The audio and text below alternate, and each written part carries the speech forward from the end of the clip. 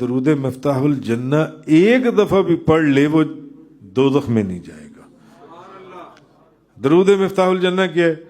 اللہم صلی علی سیدنا محمد الفاتح لما اغلق الخاتم لما سبق الناصر الحق الہادی الى صراطک المستقیم صلی اللہ علیہ وسلم وعلی آلہ وصحابہ حق مقدارہ العظیم۔ یہ درود مفتاح الجنہ ہے۔ انہوں نے فرمایا جو بندہ یہ درود شریف ایک مرتبہ پڑھ لے وہ دوزخ میں نہیں جائے گا، اور فرماتے ہیں خدا کی قسم اگر وہ بندہ قیامت والے دن اس کا دوزخ کے دروازے کی طرف منہ کر دیا جائے نا تو وہاں میرا گریبان پکڑ لے اللہ کی بارگاہ میں کہ انہوں نے کہا تھا کہ جو بندہ ایک مرتبہ درود مفتاح الجنہ پڑھنے والا وہ بندہ دوزخ میں نہیں جائے گا۔ ایک مرتبہ آپ کا ایک مرید غائب ہو گیا، اکثر لوگ غائب ہو جاتے ہیں نا، گم ہو جاتے ہیں، تو ان کے گھر والے آئے، انہوں نے آگے پوچھا حضرت آپ کا ایک مرید غائب ہو گیا، گم ہو گیا، آس پاس کے علاقوں میں جنگ تھی، انہوں نے کہا ہو سکتا ہے وہ وہاں پر مارا نہ گیا ہو کہیں۔ تو شیخ محدث جو ابو البکری رحمۃ اللہ علیہ، آپ نے نہ فوراً آپ نے مراقبہ فرمایا، مراقبہ فرمانے کے بعد آپ فرمانے لگے کہ وہ زندہ ہے، وہ واپس آ جائے گا، تم لوگوں کا خیال ہے کہ وہ مارا گیا۔ ان کا حضور وہ کیسے؟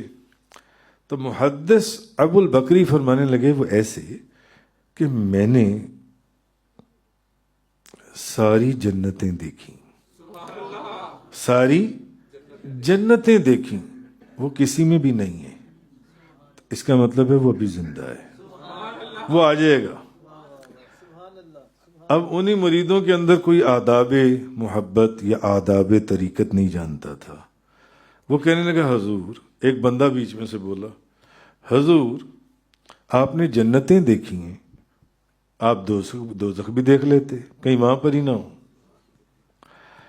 آپ جلال میں آ گئے، فرمانے لگے خدا کی قسم میرا مرید، جیسے ہر سلسلے کے بزرگوں کے مریدوں کے اندر، جیسے ہمارے نقشبندیہ سلسلے کے اکثر جو بزرگ، ہمارے بابا جی صاحب آپ درود خضری فرمایا کرتے تھے،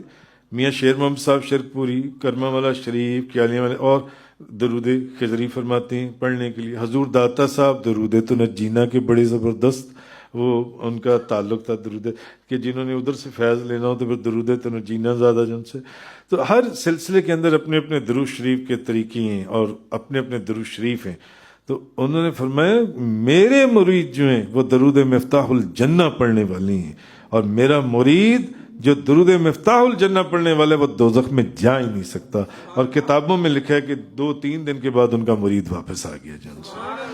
تو یہ اچھا یہ بھی جو ان سے بزرگ ہیں، ان کو بھی کہا جاتا ہے کہ مسجد نبوی کے اندر نبی کریم صلی اللہ علیہ وسلم کے حکم کے اوپر حضرت ابو بکر صدیق نے ان کے سر اقدس کے اوپر جو ان سی ہے وہ پگڑی باندھی تھی ان بزرگوں کے۔ تو